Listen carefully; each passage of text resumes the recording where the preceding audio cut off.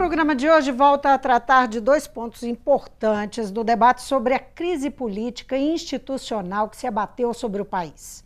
Qual o papel da grande mídia nesse cenário de um sistema político fustigado pela Operação Lava Jato? E ainda, o Estado de Direito no Brasil está em risco? Conversa comigo o jornalista Luiz Nassif, editor do jornal online GGN. Bem-vindo, Nassif. Obrigado, Vivian. Muito obrigada por vir, é um prazer tê-lo aqui. Não, o prazer é meu. Nassif, a grande mídia teve um papel significativo na construção de um cenário político desde o impeachment da presidente Dilma. É considerado, inclusive, pelas esquerdas, por muitos analistas, como um artífice, né? Um artífice mesmo desse... do que é considerado um golpe pelos apoiadores da presidente Dilma. Agora, o presidente Michel Temer e o senador Aécio Neves são o alvo principal da Lava Jato, e a mídia deu com grande estardalhaço, especialmente tem trabalhado muito em cima das gravações do senador Aécio Neves, colocando ele bastante em evidência, né? Uma evidência sistemática e negativa para o político, né? Como é que você analisa o papel da mídia neste momento, né? E até fazendo, claro, um paralelo com aquele momento a mídia, na verdade, a desconstrução até de projeto nacional, a mídia começou em 2005. Uma campanha sistemática, assim, de jogar para baixo qualquer conquista do país, e que se amplia depois com o Mensalão e atinge o auge agora com a Dilma. 2005 por quê? Porque era o fim do primeiro mandato de Lula? Não, ali o que houve foi o seguinte: você tem uma crise global na mídia com o avanço das redes sociais, e com as redes sociais e internet, aquelas barreiras de entrada para grupos estrangeiros foram demolidas. Antes você não conseguia entrar, grupos estrangeiros não conseguiam entrar no Brasil, porque televisão aberta é concessão. Jornais, tudo, você tem uma legislação que impedia. Com a internet, essas barreiras caíram. Então, globalmente, você tem uma crise terminal aí no modelo tradicional de grupos de mídia. E o Brasil, os jornais, os grupos de mídia aqui usaram o modelo do Murdoch, lá nos Estados Unidos, para se organizar, que consiste em quê?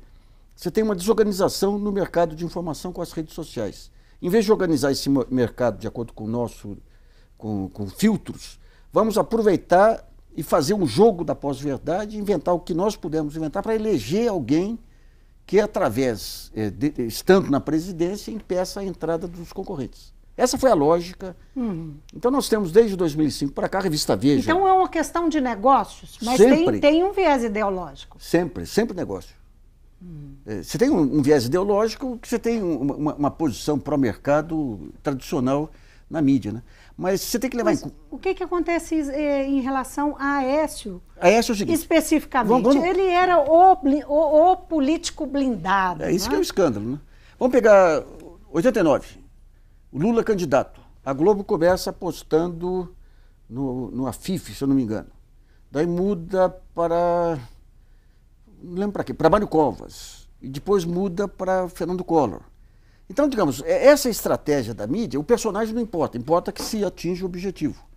Durante algum tempo, o personagem que atendia esse objetivo era o Aécio. Então, ele foi blindado de todas as maneiras. O escândalo está nisso. Então, depois que... daí começam a aparecer tantas informações e tudo, que a mídia fica como um passivo. Como ela ficou, por exemplo, na época das diretas. Globo e tudo, ficaram com a mancha de não ter aderido às diretas. Então eles passam a crucificar o Aécio, porque o Aécio já não tem mais serventia. Agora, no caso, quando as primeiras denúncias vieram a público em relação a Michel Temer e a Aécio, a Globo fez um grande estardalhaço, né? E inclusive supervalorizou da JBS, você fala? Exatamente. A delação da JBS, especificamente aquele ponto do aval, né? Dinheiro para o Cunha ficar calado, né? Silenciar o Cunha. E depois, quando veio a público a gravação, deu para que qualquer um que escutava via que não era exatamente isso. A Globo agiu de uma forma e os outros veículos ficaram, especialmente a Folha de São Paulo, né, com uma postura um pouco diferente. Vamos dividir aqui. Depois a coisa também foi caminhando, né? Eu queria que você fizesse análise desse contexto. O Eliseu Padilha, que é o braço direito do Temer no governo, ele montou um pacote de salvação da mídia.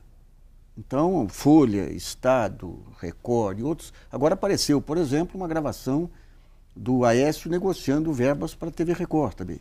Então, ele colocou esse pacote num momento de crise, toda a mídia em crise, esse pacote. No caso da Globo com a JBS, eu tenho suposições que o tempo vai... Veja bem, a JBS é uma empresa, vale bilhões, ela já queria ir para os Estados Unidos tempos atrás. Estava enroladíssima com a Lava Jato e viu o que aconteceu com a Odebrecht.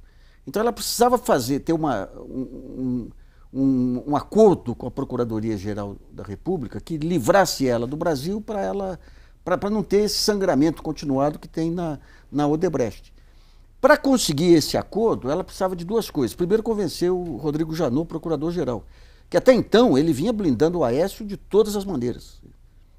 Ele já tinha informação sobre o Aécio lá atrás, na primeira leva que foi para o Supremo Tribunal Federal, já se sabia de Dimas Toledo, já se sabia de Funa, já se sabia das formas de lavagem de dinheiro, e ele isentou o Aécio. Então você traz um pacote em que o delator mostra uma gravação com o presidente da República, que independentemente...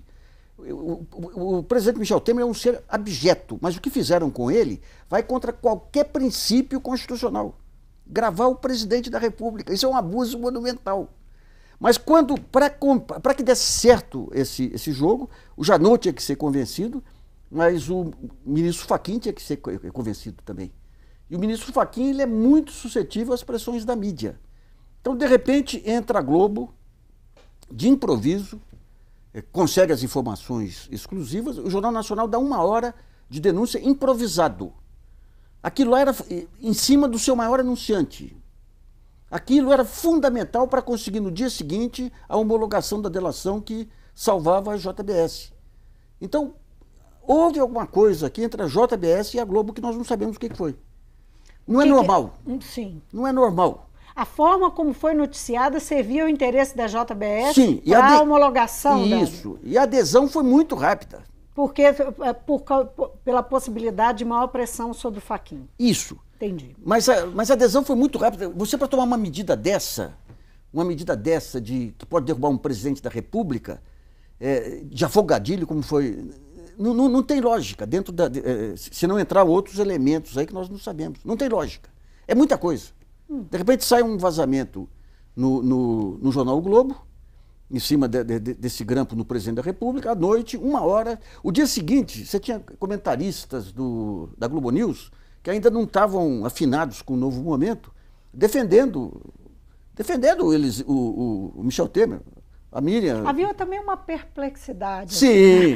No dia seguinte, à noite também, né? Isso. E daí você teve um enquadramento da Globo com um editorial no meio do dia. Exatamente. Um editorial da Globo, daí todo mundo se alinhou normalmente. Então, digamos, essa adesão a uma jogada em cima de um presidente que foi colocado pela própria Globo ali... E como é que você entende hoje os grandes veículos? Vamos falar né? Nós temos o Sistema Globo, o Estadão, a Folha de São Paulo, enfim.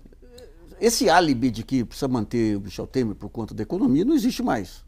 A partir do momento que o pescoço dele está a prêmio, não está mantendo estabilidade nenhuma E ele ficou muito caro. Veja bem, em plena Avenida Paulista, 5 horas da tarde, uma pessoa estupra uma velhinha. E todo mundo vê. Não dá para você esconder, embaixo do tapete. Quer dizer, o que aconteceu, mesmo com os abusos de uma gravação em cima do Temer, foi que você desnudou o presidente, não digo, é o presidente mais sem noção da história. Ele assumiu a presidência, levou junto para o Palácio 4 operadores dele, operadores pessoais dele, pessoas que recebiam dinheiro para lavagem de dinheiro. O Jorge Yunes, o Zé Yunes, desculpe, o irmão do Jorge Yunes, o Zé Yunes, o Filipelli, o Sandro Mabel E o Loures? E o Loures. É muito desplante, é muita falta de noção. Então, a partir desse momento e de índices de impopularidade recordistas, ele consegue, no começo do governo, ter o mesmo índice da Dilma no final de governo. Então, ele ficou muito caro. Agora, Nassif, falou-se muito, né, que a Lava Jato ela foi muito acusada de seletividade. E o PT era a vítima, né, da Operação Lava Jato por conta dessa seletividade. E agora? Total seletividade. A teoria da seletividade... Total, continua, mas continua. Veja bem, o fator tempo é fundamental. Se eu pego uma presidente no exercício do seu mandato legitimamente eleito, com todos os desacertos que ela fez, e trabalho para derrubar a presidente, quer dizer, no caso da Dilma, eles derrubaram uma presidente. No caso do Aécio, afastaram um senador que já não tinha serventia. O fator tempo é essencial. E tem que se dividir duas lava-jatos aí. Você tem Curitiba e você tem Brasília. Então vamos pegar alguns fatos aí. A campanha da Dilma hoje, esses dias aí, o Haddad publicou um artigo interessante na Piauí mostrando a articulação do Serra para derrubar a Dilma. Desde março de 2015, que a Procuradoria-Geral da República tinha um relatório sobre o Paulo Preto, que era operador do Serra em São Paulo. Não se fez nada. Você tinha indicações aí da Odebrecht em relação a Temer, em relação a Aécio, desde lá de trás não se fez nada. Você tinha os dados aí de Furnas e tudo, não se fez nada. Então, digamos, nesse período, o fator tempo aí levou à queda de uma presidente da República, com uma participação política direta da Lava Jato, no vazamento da conversa dela com Lula, no vazamento de conversas pessoais da dona Marise. Então, digamos, o fator tempo é essencial aí, né, nessa história aí. Então a seletividade existiu sim, porque tinham elementos desde lá de trás para pegar Aécio, Serra e todo mundo. Mas ela não existe mais. Existe. O Serra agora, o Aécio agora tá fora do jogo. Sim. O que a Lava Jato conseguiu foi impor um programa de governo que não foi eleito nas urnas. Que é esse negócio da ponte para o futuro. A reforma da Previdência, a reforma trabalhista, uma desregulamentação em leis ambientais, tudo isso que está acontecendo é Lava Jato. É o programa mais antissocial do país até hoje, feito na base de negócio. Agora, quem é que tem controle não tem. sobre isso? Não tem. Nem judiciário, nem mídia, ninguém tem? É gozado isso, né? Porque parece que é tudo articulado. Você tem um conjunto de forças que movem-se numa direção e noutra, e você tem uma presidência da República acéfala, que foi a presidência da Dilma Rousseff. Uma grande mulher, depois que saiu do governo, uma grande figura assim, mas no governo ela ficou totalmente desarmada, e sem saber como... Então você vai ganhando expressão aqui, um conjunto de fatores, né? O Ministério Público querendo protagonismo, as corporações públicas negociando protagonismo, esses movimentos de rua, muitos insuflados por ONGs bancadas pelo estrangeiro, uma mágoa monumental do Congresso, os negócios que a Dilma não aceitou fazer. Você pega a JBS, por exemplo, ela ajuda a eleger uma bancada que vai garantir a eleição do Eduardo Cunha para presidente da Câmara, porque a Dilma não quis fazer negócio. Então, pelo que ela tinha de bom e pela falta de jogo de cintura política, ela deixou solto. E aqui nós temos um... E até que ponto isso é a mesma coisa, hein? Hã? E até que ponto isso é a mesma coisa? Atualmente? Não, essas coisas, você disse, o que ela tinha de bom e a falta de jogo. Pois é. Não... De falta de jogo não, de cintura, ela né? tinha a visão de que a Lava Jato ia tirar todos os bandidos e ela ia poder governar sem necessidade de fazer acordo. Uma ingenuidade monumental, né? Agora, a grande imprensa se coloca como aliada incondicional do juiz Sérgio Moro, agora... Isso mas isso aí, o que te parece? É também uma estratégia, digamos, econômica? É uma estratégia política, de né? mercado? O poder que você conferiu... É questão de poder ou eles estão falando o que as pessoas querem ouvir? Não, são as duas coisas, né? São as duas coisas. A imprensa ela vai a reboque também da opinião pública. Por exemplo, você pega o Estadão, e a Lava Jato ela dá manchete. Então você pega o Estadão, agora que pegou os aliados do Estadão, ele faz editoriais contra a Lava Jato. Mas o principal porta-voz da Lava Jato é um repórter do Estadão. Então eles conseguiram, digamos, com esse jogo de atender a opinião pública, eles conseguiram um poder junto à opinião pública. Por outro lado, você pega a Globo. Se você for pegar os dois grandes escândalos globais que ocorreram nos últimos tempos, em função das manifestações de junho de 2013, que mostrou que o país estava pronto para punçar, digamos, os seus grandes problemas, você tem dois escândalos que surgem nessa época e que entram juntos no modelo de cooperação internacional do FBI, Departamento de Estado americano, Ministério Público americano, com o Ministério Público dos diversos países. Um é a questão do petróleo, que vem a Lava Jato, e outra questão da mídia. FIFA.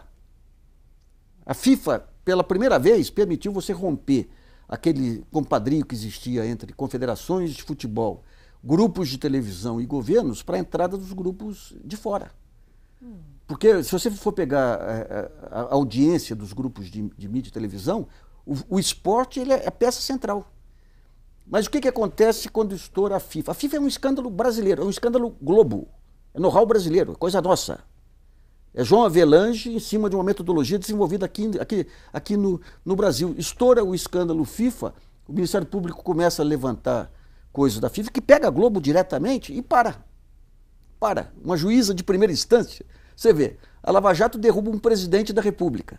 Aqui uma juíza de primeira instância deu uma liminar aí para proibir o envio de informações do Ministério Público para fora. E o Ministério Público acatou.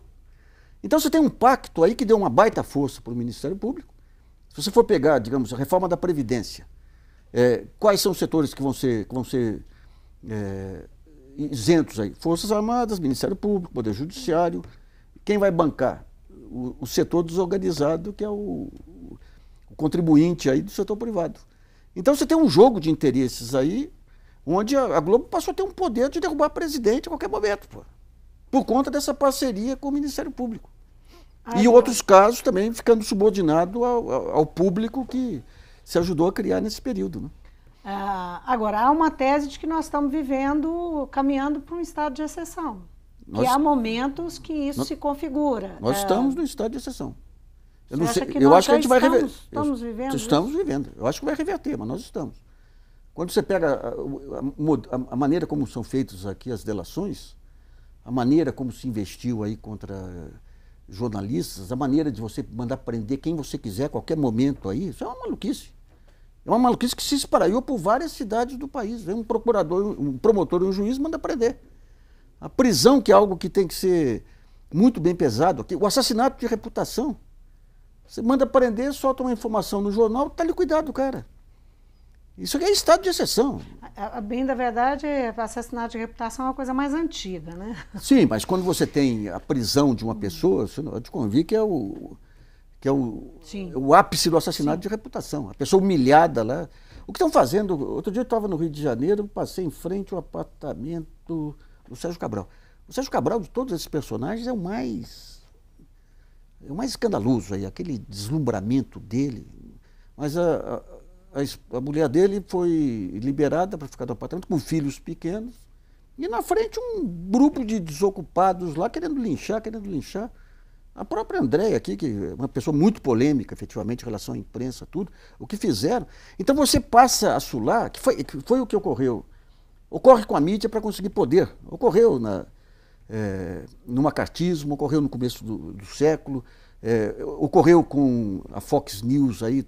Você assula, você cria a figura do inimigo externo e pega o que de pior existe na sociedade, que é esse sentimento de vingança, esse sentimento da torcida organizada, de pegar o torcedor isolado do outro lado para linchar, e usa isso aí como um instrumento de poder. Isso é uma vergonha para todo lado. O que estão fazendo com a Aécio hoje aí, esse vazamento continuado de grampos em cima dele aí, com todas as ressalvas que se tem contra a Aécio, é indecente. O Estado de Direito está em risco? Totalmente, não tem Estado de Direito nesse momento. Nesse momento nós não temos. Quando você pega um ministro da alta corte, que nem o Zé... Mas nós podemos dizer que é uma coisa tão assim... Veja bem, é que nem a meia virgindade. Não tem essa história de... Você está caminhando para uma escalada aí que, se não for detida, quando você chega um ministro da alta corte, que é Luiz Roberto Barroso, e convalida o estado de exceção, quando você vem o Tribunal Regional Federal do Sul lá convalidando o estado de exceção...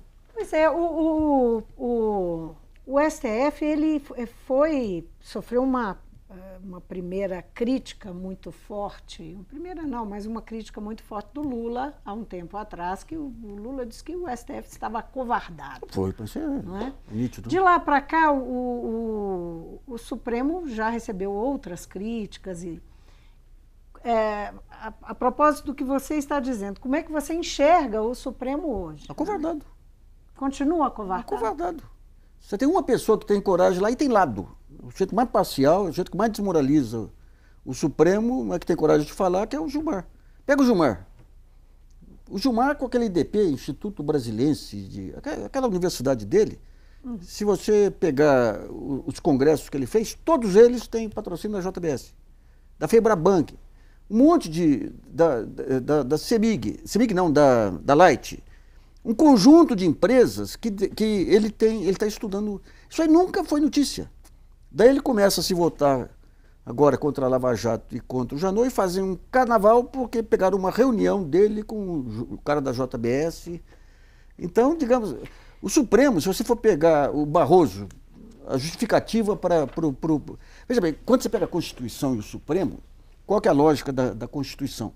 A lógica da Constituição é você garantir um conjunto de regras aqui que impeça o predomínio das maiorias eventuais. Então, o que é a maioria eventual? De repente, você tem no Congresso uma maioria eventual que vai tirar o presidente, vai desmerecer o voto direto, tudo, não pode. Então, a Constituição é para isso. E o Supremo, ele é fundamentalmente anti-maioria. Ele é para a defesa das minorias e desses direitos fundamentais. Qual a alegação deles para permitir esse golpe do impeachment? A alegação é que o clamor das ruas e a presidente não tinha mais condições políticas, tiraram o corpo, mas violentamente. Você tem pessoas individualmente lá, muito valorosas lá. Você tem o Marco Aurélio de Mello, você pega, por exemplo, e esse protagonismo político do judiciário, eles gostaram disso. Pega o Celso de Mello, que é o decano. A maneira como ele se refere quando vai julgar um partido político contrário, é indecente. Ele chega agora aqui, começou o movimento de diretas, ele sem mais nem menos publica um parecer dizendo que diretas vai contra a Constituição. Isso é posicionamento político. Você pega o Fux ele tem discussão de royalties lá, ele interessa ao Rio de Janeiro não manter discussão, ele põe na gaveta e não acontece nada. Então o Supremo é um pequeno Supremo, né? É um pequeno, não é garantidor da... E quando ele permite o golpe em cima da Dilma, com todos os desacertos da Dilma aí, ele desestrutura todo o edifício institucional brasileiro. Nassif, com esse cenário e com essa descrição do Supremo, será que a gente recupera o nosso Estado de Direito? Recupera porque... Aquele negócio, é quando você bate no fundo do poço que você começa a recuperar. Nós batemos no fundo do poço? Olha, os otimistas dizem que sim, os pessimistas dizem que ainda tem muito para... A ver, né? Esse é um ponto que a gente nunca imaginou que o país pudesse chegar a um ponto aí de estar sendo governado pelo pior grupo político desde a redemocratização. É o pessoal que fazia chantagem com o Fernando Henrique, fez depois da crise do câmbio, fez chantagem com o Lula depois do mensalão, fez chantagem com a Dilma. Então, quando você pega, mesmo esse presidencialismo de coalizão, com todas as concessões que se faziam, o executivo era um filtro para impedir o assalto. Hoje é a seco. E o TSE? Só para a gente encerrar, que o nosso tempo está agora curtinho, o TSE, nós temos aí a expectativa do início do julgamento da chapa Dilma Temer, né, nessa terça-feira. É imprevisível, né? Porque se for pela composição política, o Temer se safa. Ele tem pessoas que ele indicou, tem o Gilmar, que tem uma influência muito grande. Mas é isso mesmo, as pessoas foram colocadas lá, os juízes foram colocados lá para cumprir esse papel? Olha, os tribunais... Depois de tanta denúncia sobre isso, eles vão sentar, pedir vista e sentar em cima? Então, aí, por outro lado, você tem esse clamor popular, pegou todo mundo hoje contra o Temer. Então é difícil chegar a uma... É difícil saber o que passa na cabeça de 4 pessoas lá, que são os 4 que votariam a favor do... Agora, se por exemplo, você tem um que foi indicado agora, que se achou que ele vai pedir vistas. Daí começa a soltar informações de contatos dele com a JBS.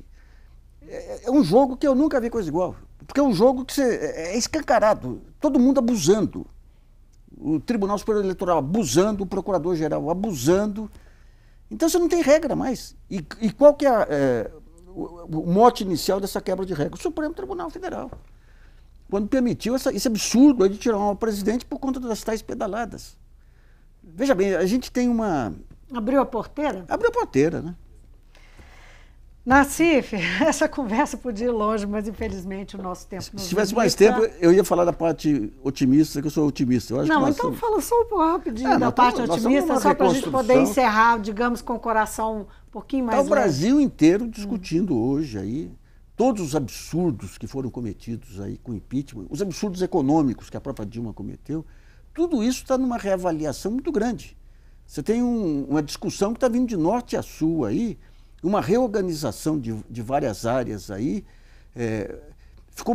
escancarou foram essas bancadas eleitas aí por JBS, Odebrecht, tudo, escancarou o que é esse protagonismo jurídico da justiça, protagonismo político da justiça, escancarou o que são as ambições políticas aí do Ministério Público, escancarou a falta de consistência programática dos partidos, seja PT, PSDB. Isso obriga a um recomeço, sabe? Minas tem um grande brasileiro aqui, entre vários, que é o Israel. O doutor Israel, ele foi secretário de Ciência e Tecnologia do governo Figueiredo. O governo Figueiredo foi aquela noite tenebrosa que se abateu sobre o Brasil, quando parecia que estava tudo perdido, a década perdida, estavam sendo plantadas sementes que frutificaram depois. Nós estamos nesse momento. Uma molecada que está vindo aí com uma maturidade, esses secundaristas e jovens que estão vindo com uma maturidade, que não tinham espaço nenhum na política. Eles surpreenderam, né? Mas uma maturidade, olha, o Brasil é muito maior do que essa crise, nós vamos sair bem disso aí. Bom, tomara que você tenha razão. Muito obrigada por vir. Obrigado a você. Eu conversei com Luiz Nassif, que é jornalista e editor do jornal online GGN. O Mundo Político fica por aqui. Obrigada por nos acompanhar e até o próximo programa.